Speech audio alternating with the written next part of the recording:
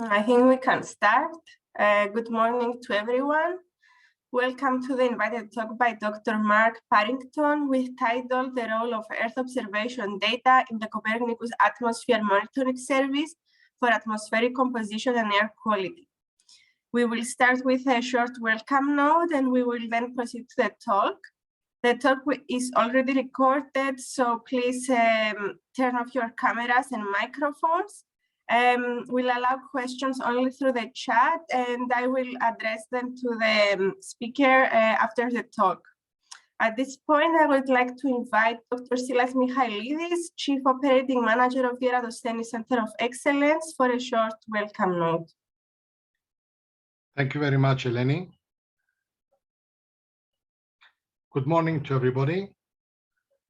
On behalf of the ERATOSTHENES Centre of Excellence and the Horizon 2020 EXCELSIOR project, I'm very pleased to welcome Dr. Mark Parrington, who has kindly accepted the invitation to present his talk today.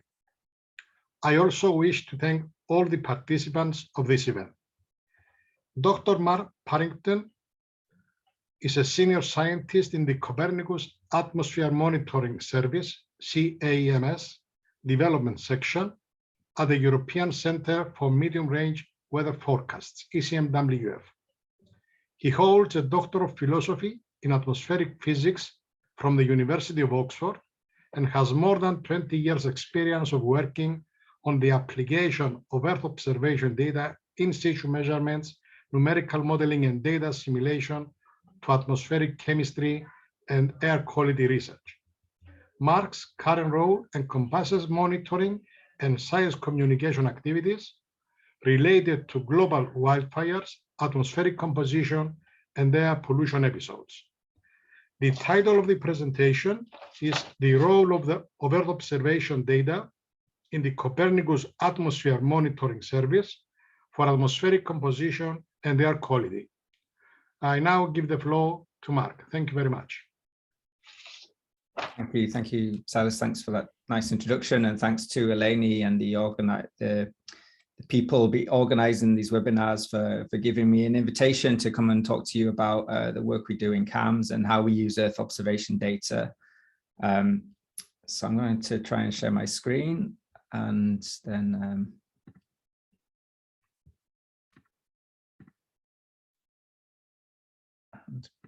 presentation. So could you confirm that my presentation is in full screen mode, please? Yes, perfect. Thank you. Yes. Thank you.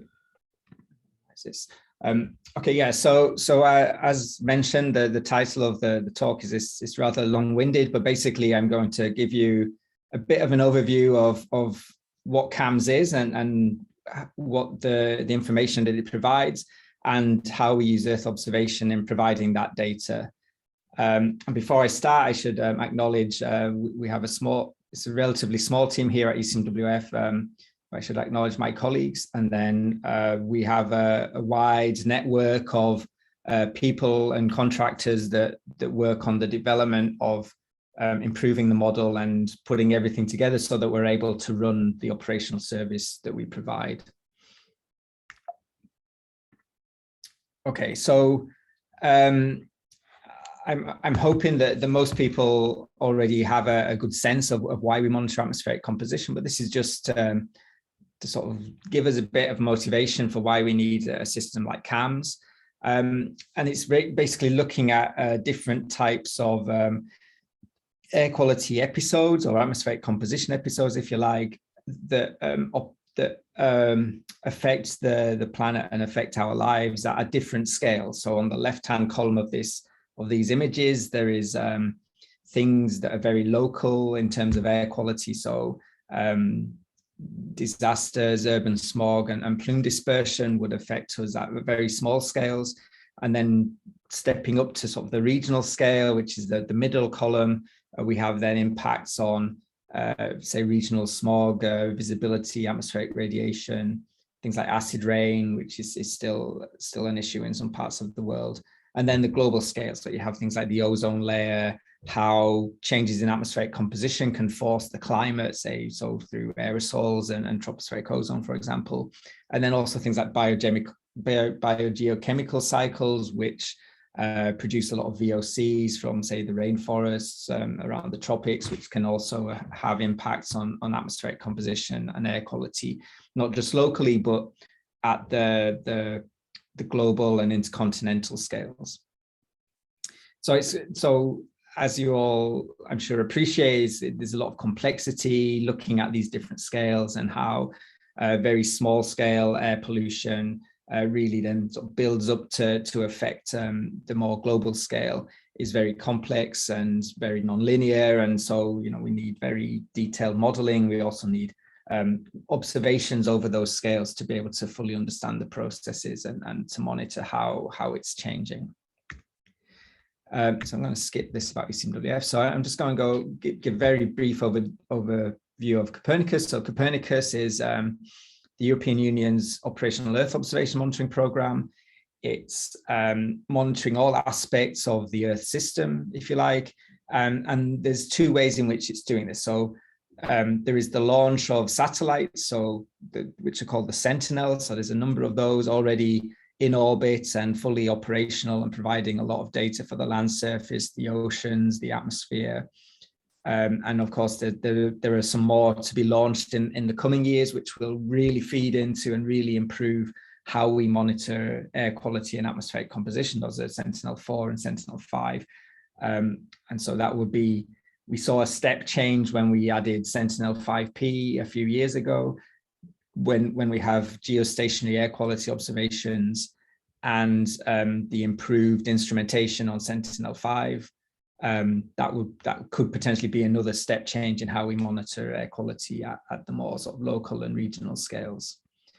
And the other aspect of Copernicus is the data services. So on the right-hand side of this slide, there's a list of the 6 data services which Copernicus provides. And the idea is to provide sort of more value-added services and data, more usable data sets, rather than just raw satellite observations. And at ECMWF, we implement and run the atmosphere and climate change services. And we also contribute to the emergency management service, providing flood forecasting and fire risk forecasting. And the bottom line with Copernicus, as I'm sure everybody knows, is that the services and the data, it's all user-driven, plus also all the data from the satellites through to the data services is completely unrestricted and open access for anybody to use.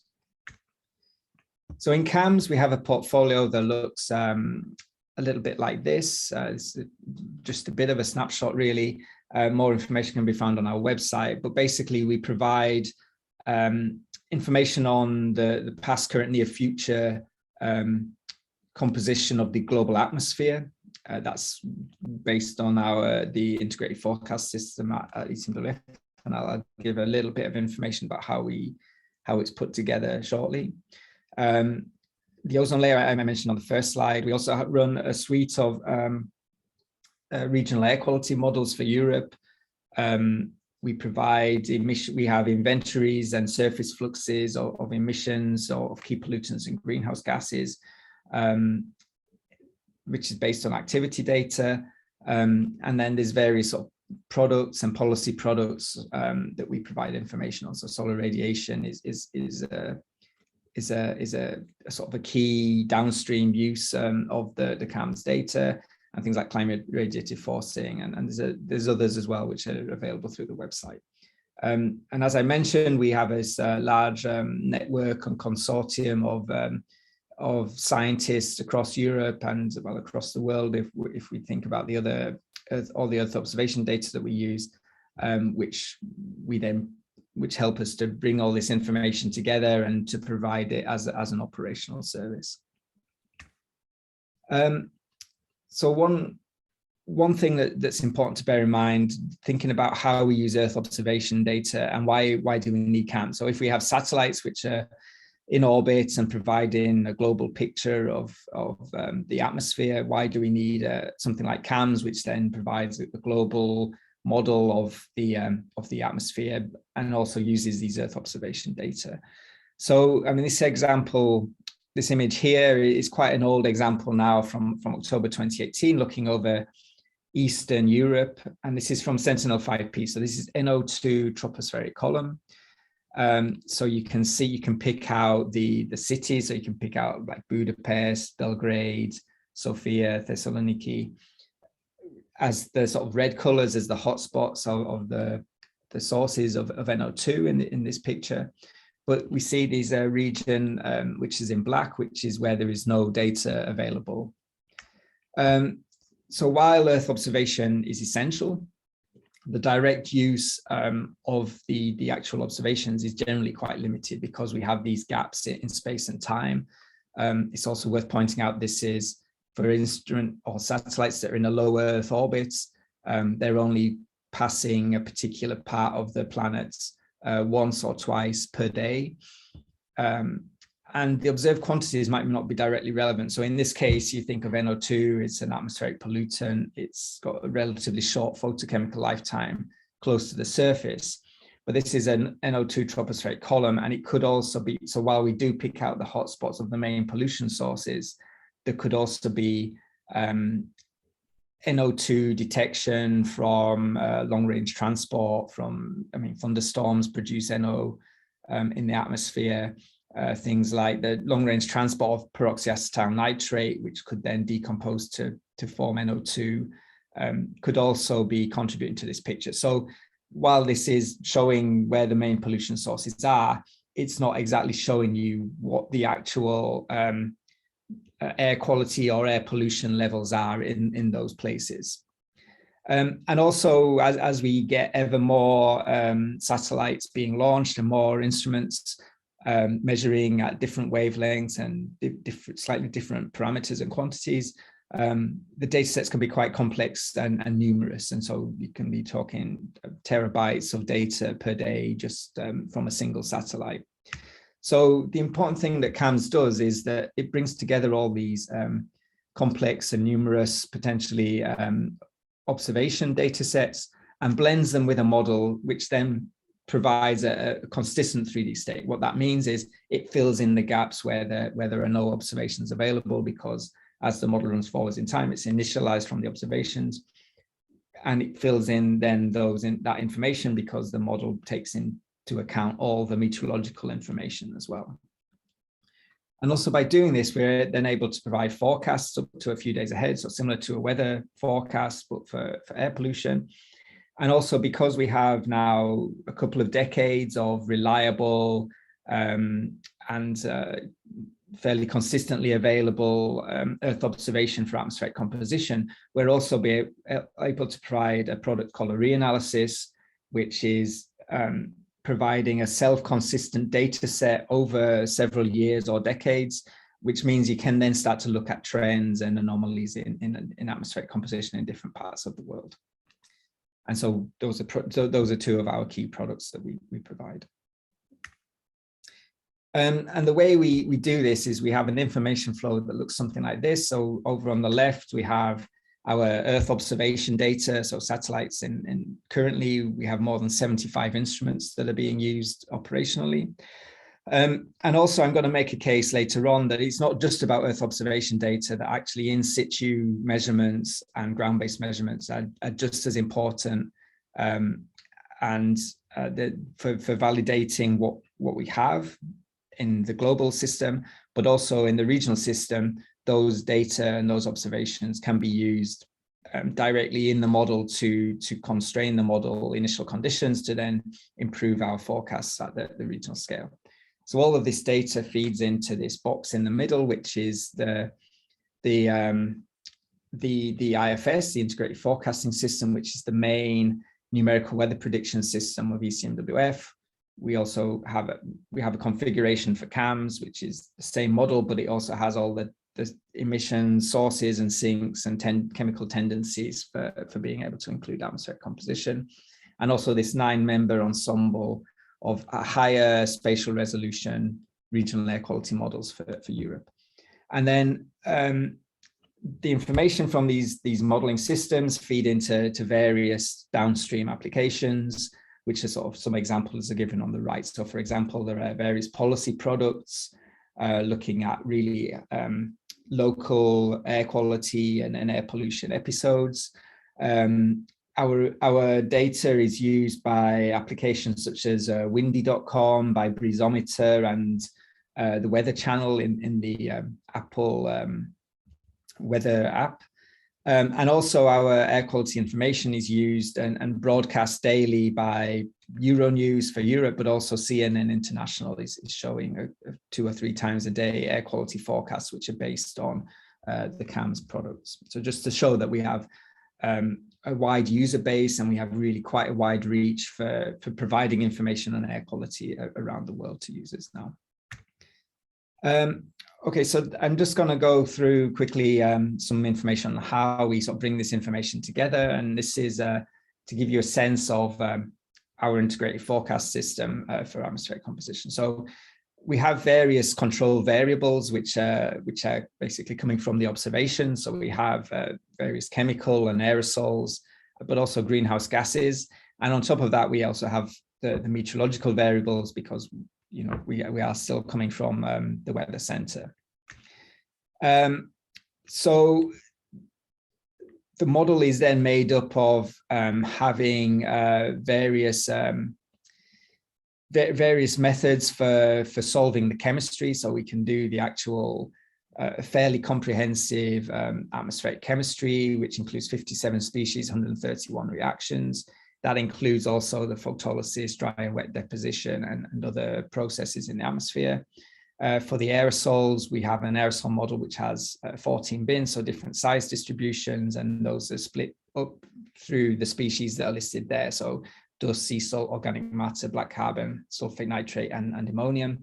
And the aerosol chemistry model also interacts with the gas phase chemical model. And so we do have interaction between, if we have high SO2 from a volcanic eruption, for example, then that will translate into sulfate aerosol in the aerosol model as well.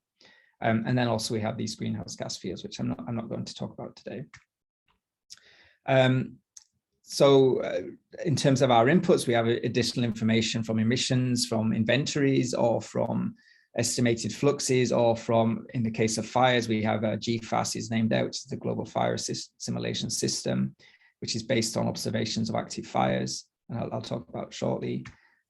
We have the observation. So like I said, we have these various Earth observation sources for these control variables.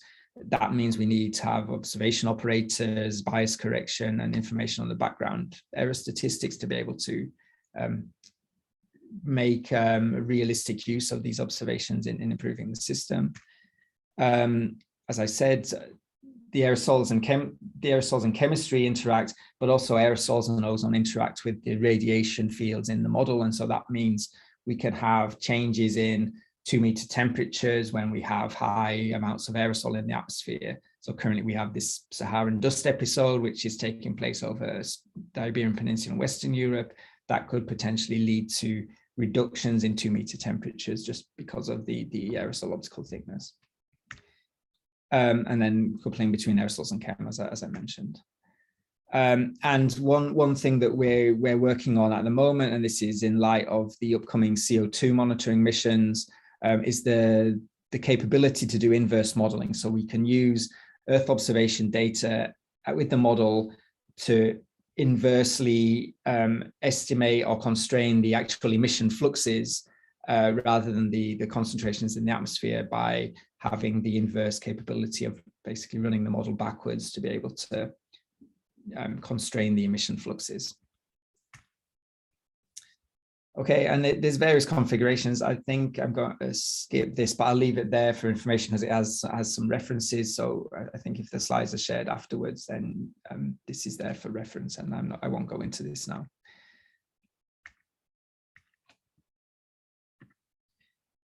Okay, so in terms of ingesting the observations, we have a flow chart that looks a little bit like this. So we have our satellite, our Earth observation system. This is provided, basically this is measuring, this isn't measuring ozone or aerosol or trace gases in general directly. It's measuring atmospheric radiation, either at ultraviolet, visible or infrared wavelengths or microwave. And then this is this L1B data is going through this process of retrieval, which gives us then a geophysical parameter, which is relatable to what we can put into the model in terms of an ozone field or an aerosol field. And this is level 2 data. And this level 2 data is essentially what we're directly using in CAM. So in principle, you could use the level 1B data and have the full radiative transfer modeling in your global weather model to be able to then estimate the trace gas or aerosol amounts. But right now there's a lot of caveats and a lot of uncertainties around doing that online in a model, particularly when you've got such a large number of different instruments, which all measure in slightly different ways with different characteristics. So level 2 data is a more robust and more stable way of taking this data, which should already have been validated and which can then, can be taken as more the true observation of the atmosphere. This goes into our analysis and monitoring tool. So it's not just a case of directly assimilating the data into the model and then going ahead. We go through this system of testing and monitoring to understand that there are no biases or anything that is untoward in the observations, which might then degrade or negatively impact on our forecasting.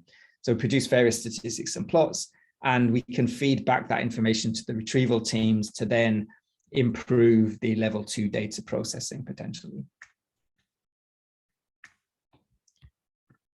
And then when we're happy that we have a stable data set that isn't going to do something strange or unrealistic in terms of how we represent the atmosphere in the model, we can then directly assimilate that data to really constrain those parameters for the chemistry and the aerosol to be able to then make our forecast, provide our analyses and forecasts. And that's what happens here in near real-time assimilation. And again, there can be a step here where we can feed back information to retrieval teams to either improve their level 2 data processing or to better understand any artifacts or caveats in the observations that don't look quite right when compared to our analyses and forecasts. Okay, and then, like I said, we have various downstream services and users, and hopefully everybody's happy whether we're providing a good product because we understand the Earth observation data and what it does in the system and what that means for then improving the forecasts that we provide. And then this is a bit more technical, but basically it's just again sort of reiterating the information flow. So where we're getting observations through our acquisition system, they go through some processing themselves, and then they're fed into the model to provide the analysis and forecast.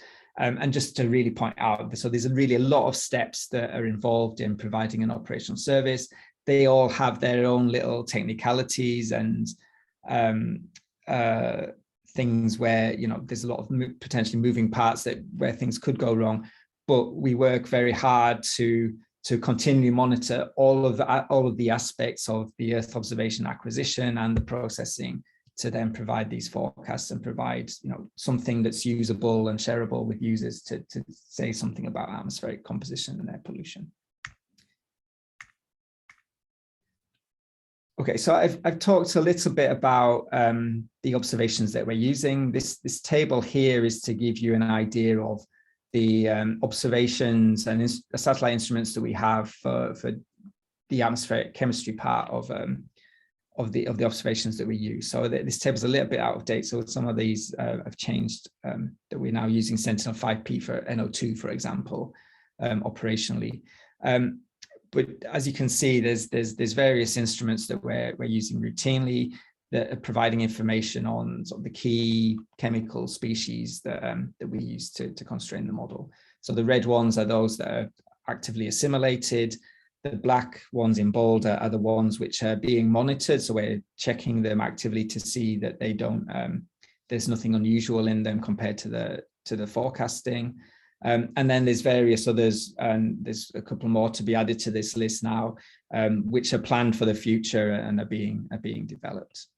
And also at the bottom here are the GFAS emissions. So for our fire emissions, we actually use active Earth observation data to be able to estimate emissions from fires at the global scale. And that's obviously important because they're very heterogeneous, very highly variable in space and time. And so we really need that information based on observations to provide the best, to have the best initial conditions for the forecasts.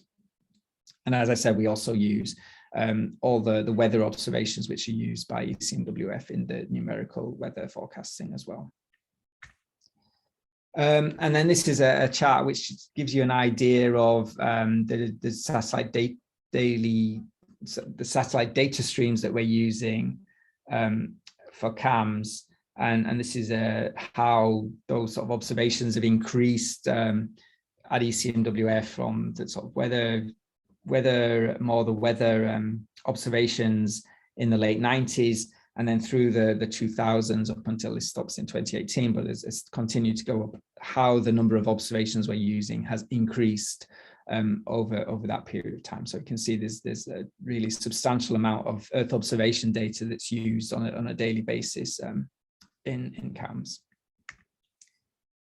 And I think I'm going to skip this, but I could come back to this if there's any questions, but this is really just information on how we do the assimilation. That we're using the observations to correct the forecast based on the previous forecast. And by doing this process, we're able to get at the best initial conditions so that our analysis, which is the initial conditions, has the most consistent atmospheric states, which is based on the observations. And from there, we can then provide forecasts over 5 days, which we know at least the errors in the initial conditions are at the lowest that they could be. But it's quite technical, so I think I'm going to skip it. But this maybe encapsulates it a bit better. So the idea is, by confronting the model with the observations, we need everything to be in a self-consistent space. And we do this through this parameter called an observation operator. And this is essentially converting the model into the observation space. And it takes into account all the instrument characteristics, the retrieval characteristics, the location, the time of day, and everything, so that you're really comparing two parameters that are the same when you're comparing the model with the satellite observation. And by doing that, we can then get to the best to this analysis state, which we can have confidence as being the optimal state of the atmosphere for the model.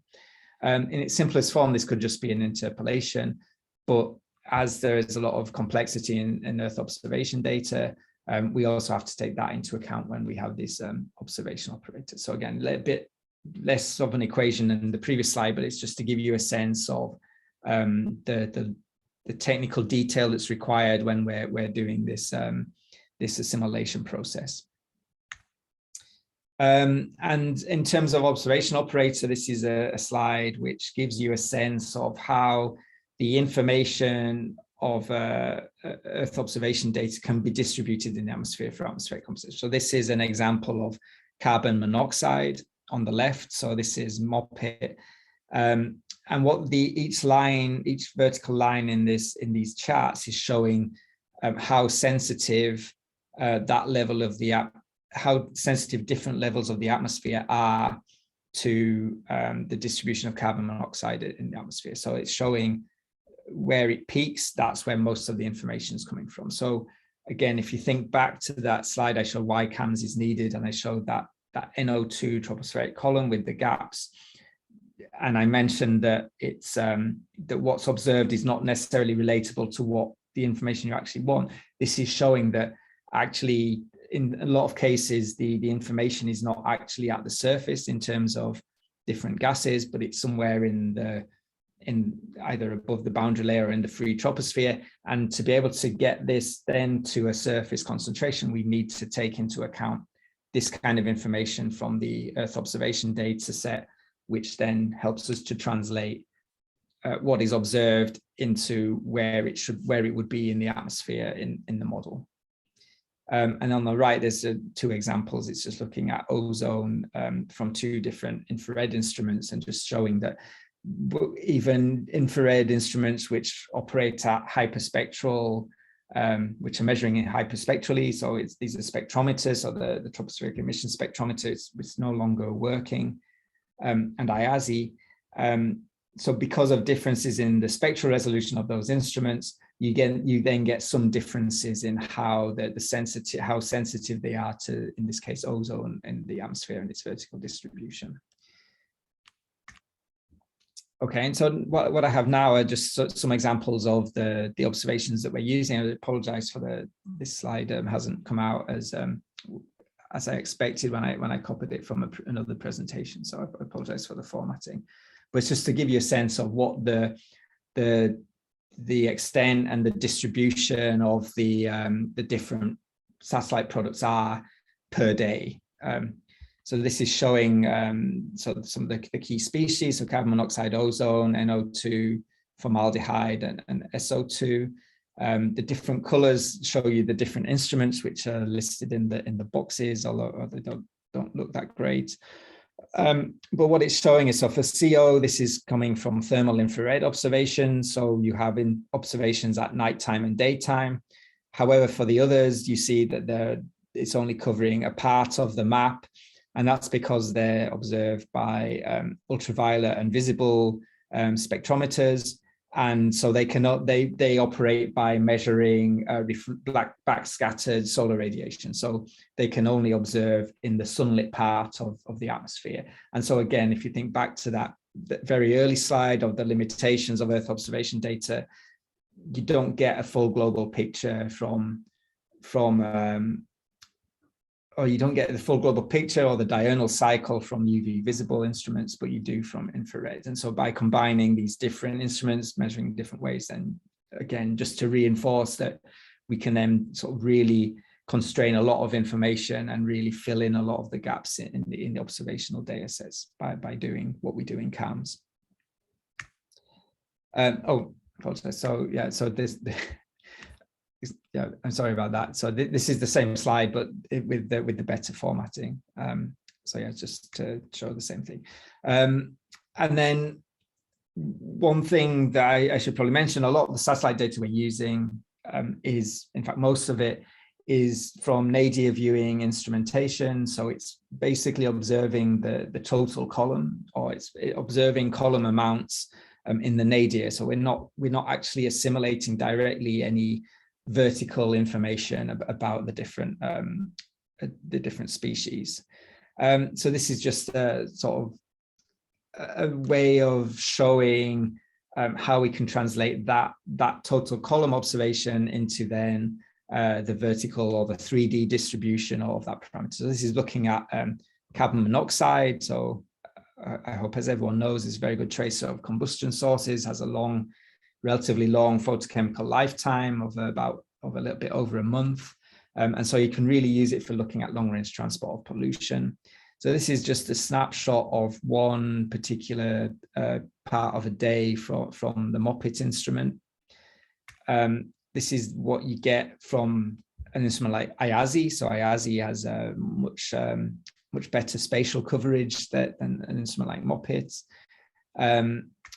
And then by combining those two with the model, we can get the 2D map. So we can fill in any gaps in the observations in the map, but we also have this 3D element. So we can really look at constraining the vertical distribution of these pollution sources in terms of carbon monoxide.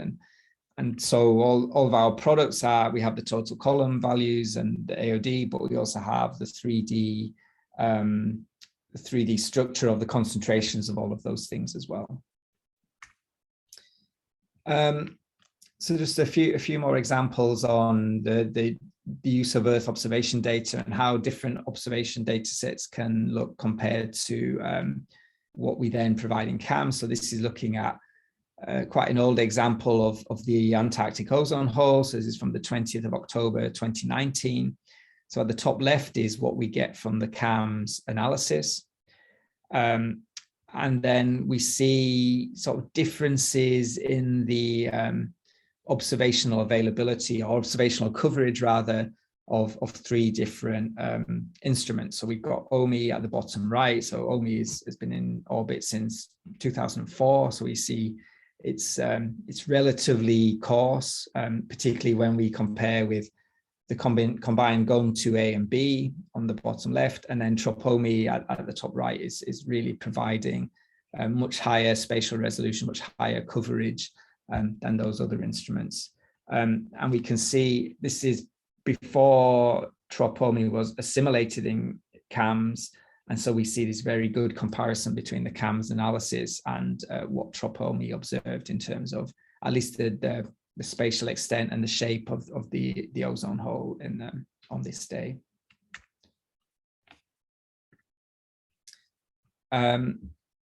So given that the TROPOMI data comes at such high resolution, we have to be clever in how we handle that data. I mean, we're looking at terabytes of data per day and gigabytes per orbit. So we really need to be smart in how we utilize that information and how we get the most out of that. We can't use every single observation point, but we want to be able to make the most of all the observations that have been made during the course of an orbit by an instrument like TROPOMI. And so one way that we can do this is through this process called super-obbing or super observations. So as I said, the data volume is a challenge. The data resolution is much higher than the model resolution that we're using. And so we can look at, and also in our assimilation system, we have these minimization steps. What that means is we're running the model at coarser resolution, and they sort of iterate comparing the observations with the model to get to basically minimize the cost function, which then gives us the optimal state of the atmosphere when we do the assimilation. So when we reach that minimization, that's when the data is assimilated, because the difference between the observation and the model is at its lowest point. That is done at even coarser spatial resolution in the model, because we're doing several iterations per assimilation cycle. And so it can become very time consuming computationally. And we do have time constraints as an operational service to provide those forecasts. And so that's the only way that we have around doing that. So obviously using a 7 by 7 kilometer data set at that spatial resolution of the model and in the minimizations is not very practical. And so we need a way of using all that information that's from the observations without breaking the system, because the data volume is so high.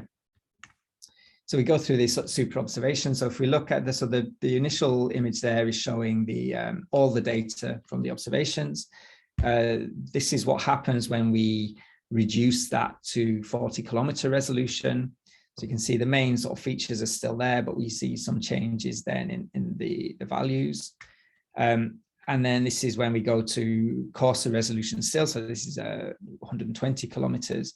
So you can start to see that the main features are preserved, but some of the values do change a little bit as we go to the coarser resolution.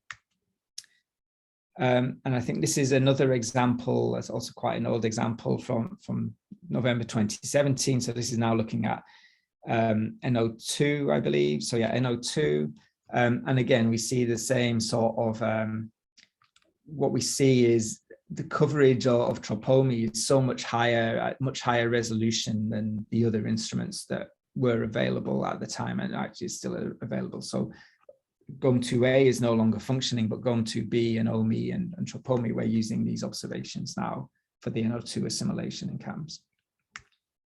And again, if we do the super-obbing of NO2, if we look at the top left image here, In the next, so this is all data. This is when we reduce it to the 40-kilometer resolution. And then this is what happens when we reduce it to the 120-kilometer resolution. And the point here is that even when we do this super robbing, combining all these observations over the coarse resolution model, we still have better data coverage than we do from the other instruments that we're assimilating.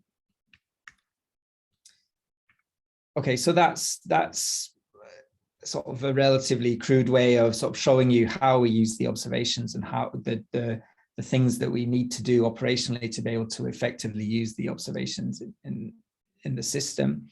I'm going to go through a couple of the other products that we have and some examples if there's time, and then some very briefly at the end, some information on how to access the data. So I mentioned that we do this process of monitoring the observations before we actually assimilate them. This is an example of how we do this. This is looking at the monitoring of Sentinel-5P NO2. And more information can be found, and more of these charts can be found at the website that's given at the bottom of the slide. But it's just to give you an example of the kind of way we can monitor the data. So we can look at maps of the departures, or the first guess departures, which is the model minus of the observation minus the model. So then we can straight away pick out on the map where the main discrepancies are between the observations and the models. We can also look at these Hofmuller type diagrams as a function of latitude. So these are zonally average as a function of latitude and time, to give you a sense of how those zonal differences change, have been changing in latitude and time. And also various time series which look at the departures to give a sense of how stable any differences are. And if we then start to see drifts or trends, where upwards or downwards trends, that's information we can then feed back to retrieval teams to be able to improve the data set.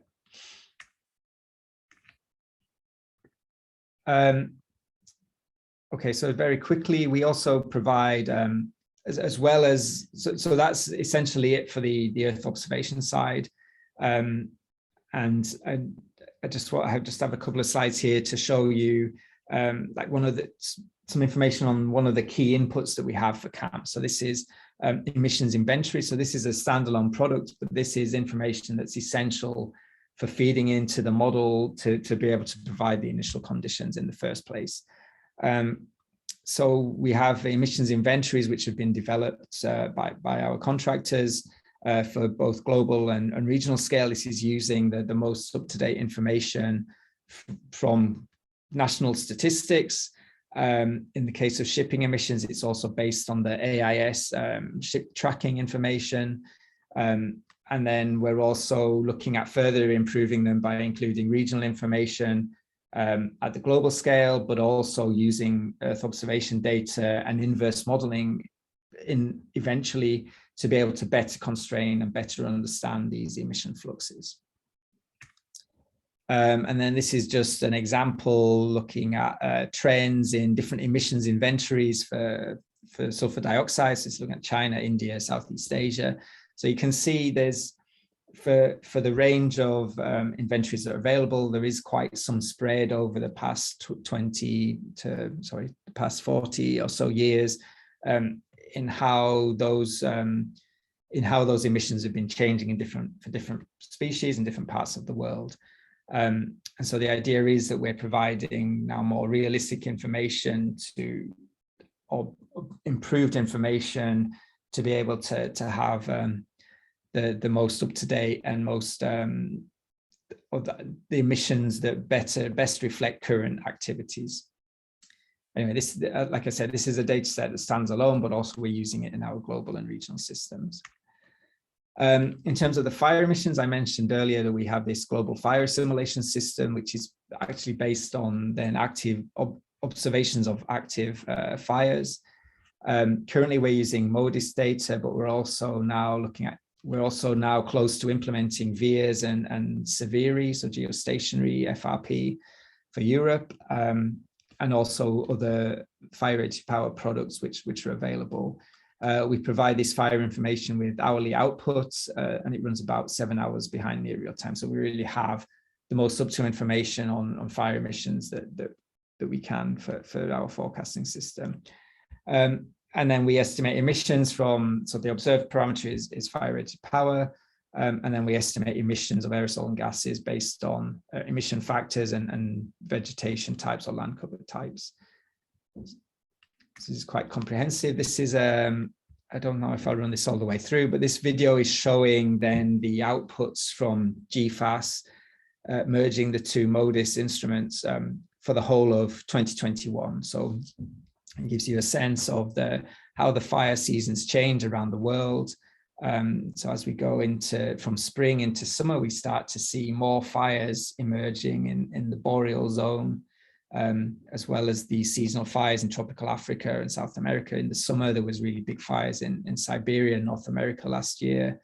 But as you can see, there's a lot of day-to-day variability, and the spatial distribution of these fires really changes with high resolution. Here in November, we saw a lot of fires, crop stubble burning in northwest India and Pakistan. So we had a lot of pollution in the Indo-Gangetic Plain. So some of this is very seasonal, but a lot of it isn't as well. And we're starting to see this emergence of more extreme fires in the extratropics, which was reported in a UNEP report fairly recently.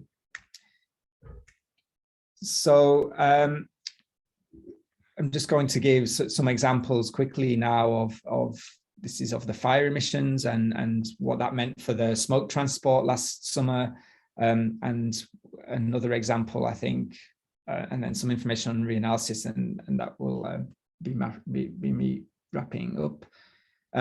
So this isn't quite the full year, but it's giving you a sense of the daily trend in global estimated wildfire emissions. So these are emissions of carbon for the whole of last year, well, up until the end of November. So the red line is the data for 2021.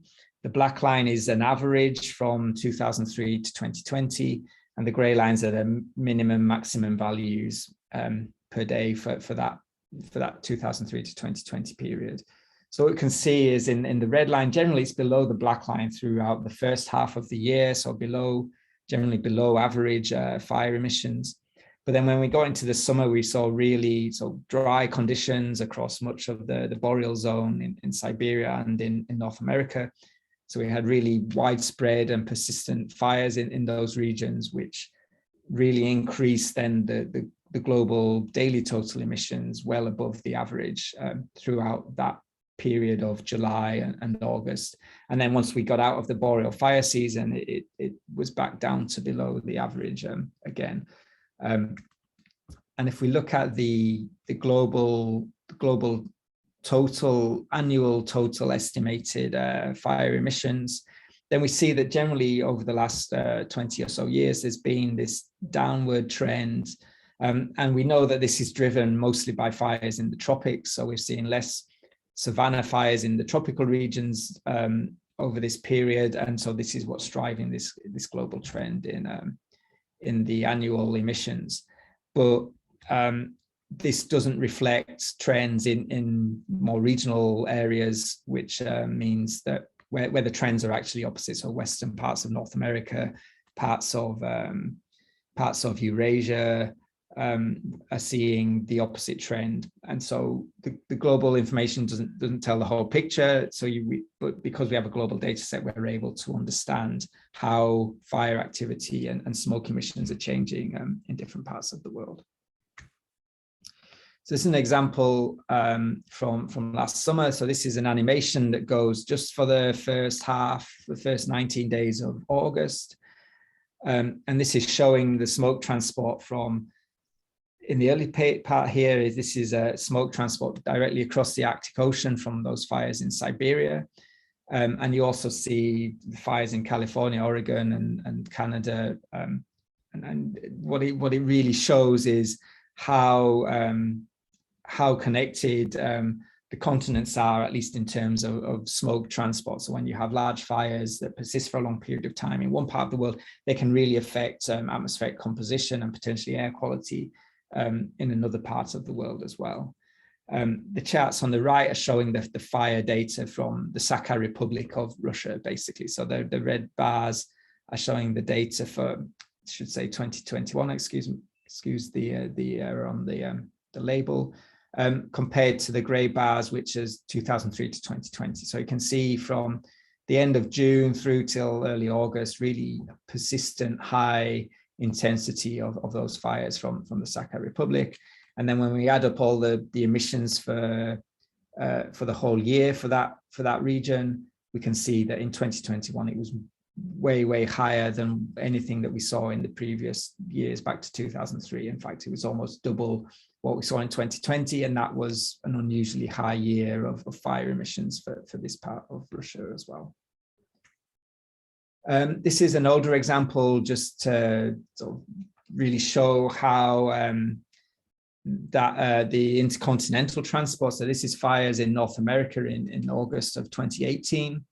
So we can see in the Pacific Northwest, essentially, we see the smoke transport right across the Atlantic Ocean and into European airspace. And then the panels around the animation are showing some evaluation plots which compare aerosol optical depth from the model, which are the lines, or the red lines in each of these panels is the total aerosol optical depth from the CAM system, and the blue dots are the AeroNet observations at the sites, which are indicated by the arrow. So we can see really right throughout the transport pathway of this smoke, really good agreement between what the CAM's forecast saw compared with the independent AeroNet observations, which were under the plume as it was transported. So this is the validation evaluation is a critical part of what we do in CAMs, and another reason why the in situ observations and ground-based observations are of vital importance to what we do, as well as the Earth observation data. I'm going to skip this and also just maybe show this quickly is in terms of the regional modeling, like I said, the importance of in situ data there is that we can assimilate measurement network data for air quality into the regional models. What that means is we're assimilating data every hour, and what it means is that we're the analysis that comes from the regional system is actually as close to the truth as you can get from any model. So it's essentially the observations redistributed across the domain, but it really provides at the city scale where we have the most measurements, it really provides a very well constrained data set, which is essentially the true state of the atmosphere. So knowing this, we were able to, when the pandemic started 2 years ago, we were able to very quickly put together this microsite. So the link is there at the top. It's still being maintained and kept up to date for the air quality data. So we can look at time series of pollutants and see how they changed relative to a mean of recent years in response to lockdown changes. So there's various cities that you can pick out from on the site and look at changes in NO2, PM2.5, PM10, ozone, and see how they were relative to, or how they respond relative to lockdown measures, to see if there was impacts of the lockdown measures on the air quality in those cases. We also provided some time series which compared the surface NO2 concentrations to the NO2 columns observed by Sentinel-5P, and this is an example that's given on the bottom right. So both of these cases are for Turin between January and April 2020, and so we can see during the lockdown that the NO2 was below the average of the previous 2 or 3 years, and also that there was quite a good correspondence in the reduced NO2 between Sentinel-5P and these the surface concentrations from the analysis. And then this is the final case. So right now, and this is a nice example to show how we do this monitoring and how we can apply the CAMS data in near real time to monitor atmospheric composition and air quality. So we're seeing this very high levels of Saharan dust crossing Southwest Europe at the moment. And if you look on social media or in the news media, there's a lot of images and pictures from as far away as Lyon and Geneva and southern Germany of red skies and very hazy, very thick haze in relation to this Saharan dust, and very high levels of PM10 and PM2.5 air pollution in across Spain as well at the moment. So this is an animation that's showing the forecast that was initialized yesterday at 0 UTC. And it's just showing the extreme extent of this current Saharan dust episode. So there's an episode that's crossing the Atlantic and reaching South America. And then we see these really high aerosol optical depth values crossing the Iberian Peninsula and France, and then across to Germany, and then indeed across the Mediterranean. So I guess you guys might expect to see it coming in the next couple of days as well, but really a big event. And I just wanted to show with this 2 examples from our policy tools, which are looking at the PM10 chemical speciation at different cities. So there's a website given here, and you can see different cities based on the recent forecast. This is coming from the EMET model. What it's showing in the time series is the PM10 concentration. I know this is very small, but for Madrid on the left, it's showing a peak there of about 200 micrograms per meter cubed. And I think the EEA measurements this morning are showing several hundred micrograms per meter cubed at many sites across Spain. And then the yellow color is basically dust. So there are colors on there which show the different species which are contributing to this PM10. And then the pie charts along the bottom are showing the daily contributions from the different species. So we can see for 3 days from yesterday, it was really for Madrid, mostly Saharan dust. On the right, I'm also showing for Paris. So they're expecting maybe tomorrow increased PM10. It's not as high, it's about 75 micrograms per meter cubed. But again, a large component of that is coming, more than half is going to be coming from Saharan dust. And I'm sure with the updated forecast from today, the more recent versions of these figures will may show similar pictures for other European cities.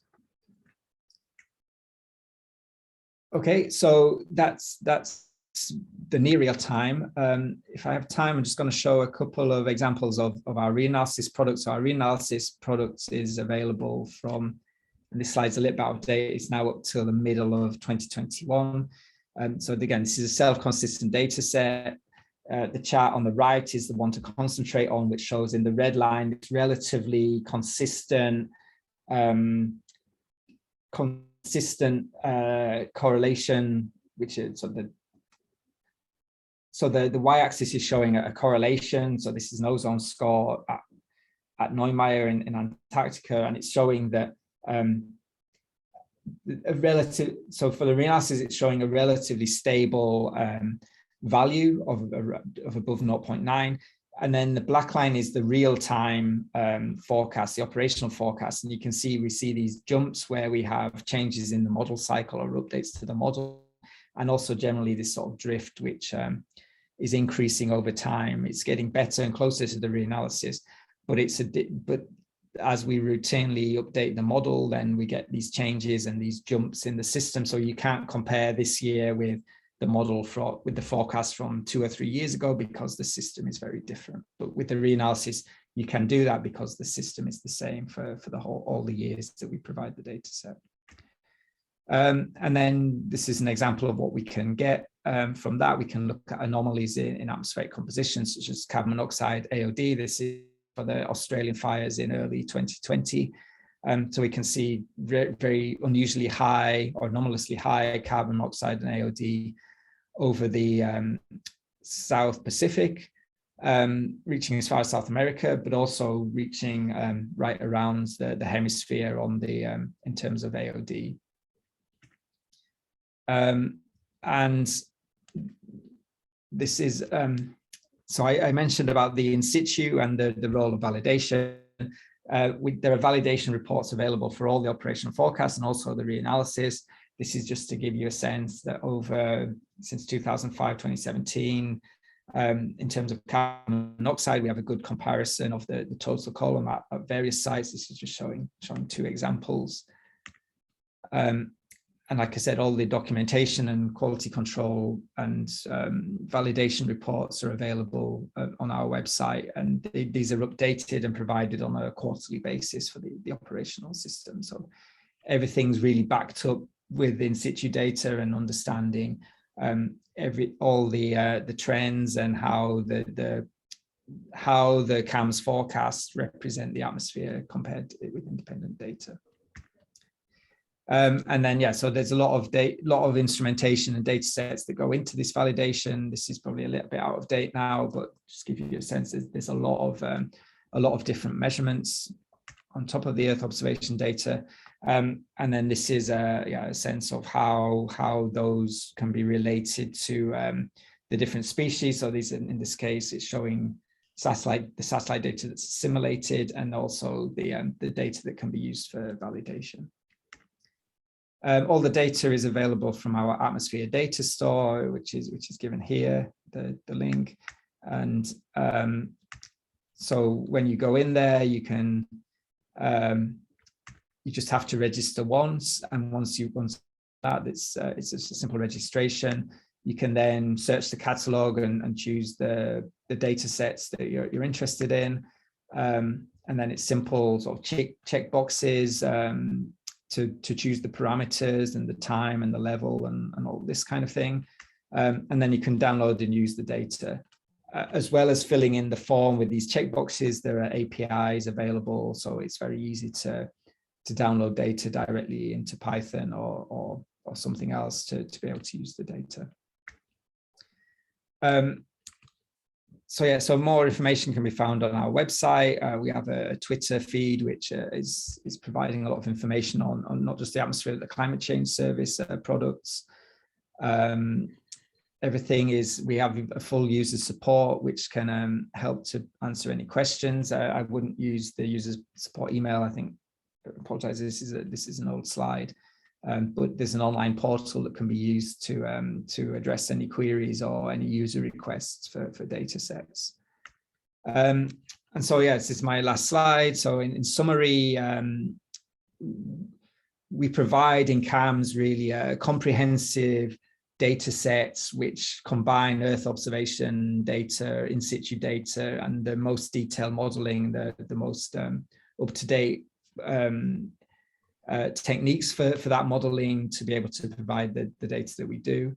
To do this, satellite observation, Earth observation, which is timely and high quality, is essential for being able to do this system. We need to be able to take into account caveats, uncertainties, and sensitivities, and instrument characteristics, and all the things like I described when we're using different products. And so it's not just as simple of a new product comes along, we just plug it in and go. We really have to take care to understand it and to understand how it affects the system. And yeah, so as I said, we add value to the observations by filling in the gaps. Vincent Henri Puck, the director of CAMS, often refers to maps without gaps. And this validation is a key part. We need to know that by combining Earth observation data with the model, that we're actually providing something that's valid and usable and reflects the true state of the atmosphere. Okay, so with that, I'll thank you for your time and be happy to take any questions. Thank you for the presentation, very informative. We can now have a short discussion, and please, if anyone has questions, feel free to type them in the chat. And until we get some questions, I will give the mic to Dr. Michailidis, who would like to add something. Yeah, okay. Thank you, Mark. Thank you very much indeed. Dr. Parrington has presented in an impressive way really, the wealth of data sources that are made available through Copernicus CAMS on atmospheric pollutants, on atmospheric chemical composition, and so many other interesting things about monitoring the atmosphere. And of course, now I think we can better appreciate the need to translate all these information and data sources into valuable practical applications for the benefit of society. I wish to thank Mark for this excellent presentation. And now I think we are ready to accept questions. Eleni, thank you very much again to all the participants. And I pass the floor to Eleni for questions. Thank you very much indeed. Thank you, Dr. Michailidis. And let's give some time for the questions. Okay. Thank you very much for this fascinating presentation. I have been an occasional user of CAMS for science, but please can you say something more about the users? Who are the main users and for which applications? Okay, yeah. Hi, Franco. Thanks for the question. So I think, in addition to those sort of policy tools and those the applications which use the data, which basically aimed at getting the data to as wide a number of users as possible. So, you can just get it on your phone and you can see how things are changing. But then I guess for more specialized users and downstream services, one of the key, in the early days when this was pre-operational and being developed, one of the key sectors or industries, if you like, was the solar energy sector. So things like Saharan Dust, knowing the location and amounts of Saharan Dust and how that might affect the solar radiation or the UV or the amount of sunlight reaching the ground could affect solar energy production. So they know, well, there's two things. They know when to clean the solar panels, but then also when they might expect less insolation and reduced output.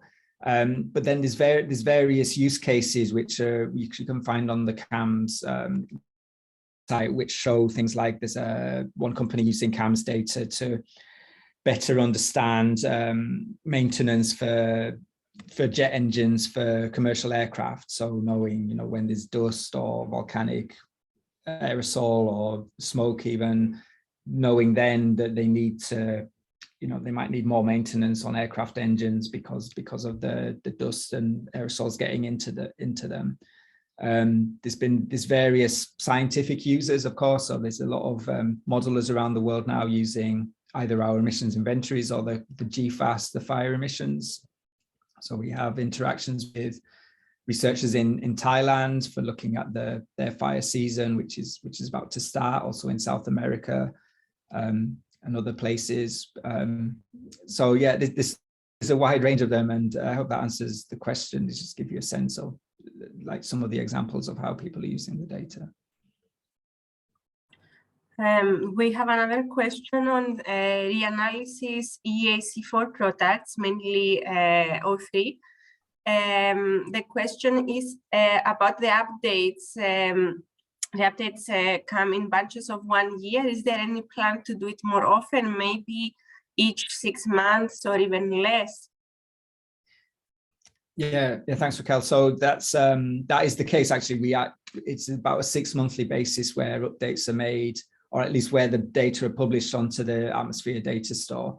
So the slide I showed you is quite out of date. It's now up till June 2021, and I think the rest of 2021 will be added at some point in the next in the coming weeks. I think it's probably another couple of months. The reason it's a little bit delayed is because they go through this validation process, and so we don't want to publish it until it's been validated and there's a validation report available. But yeah, I hope that helps.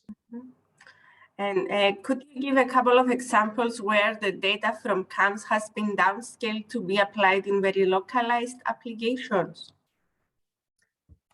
Yeah, there's a few. I think in Athens there's an app for Athens air quality which has taken CAMS, I think, regional data and then downscales it to provide direct air quality information for Athens. There's been a few others. There's a company called AirText, or there's an app called AirText which has been developed for London and Riga and some other cities. There's various other users, so Breezometer and who is it, Plume Labs, are users who take our data and they do some kind of downscaling to provide more localized air quality information through their applications. We don't know exactly how they do that, but there are apps out there, and that's part of the motivation for providing the data completely open and unrestricted, is so that developers can take the data and apply it to squeeze more information out of it using additional data to get down to the more localized scales. I'd also add there's also some apps which look at pollen data. So we have pollen forecasts, which are now being evaluated against some observation networks, and those also do something similar. They take the regional pollen forecasts and downscale to provide more localized information. Great, thank you. I don't see any other questions. I will just give some more seconds if anyone wants to have a last question. No, otherwise, thanks again, Mark, for today's talk, and all the participants for joining us. We will be sharing the recorded video later on today or tomorrow, and we will inform you about our upcoming invited talks via email. Thanks again for joining us, and enjoy the rest of your day. Thank you very much. Bye-bye.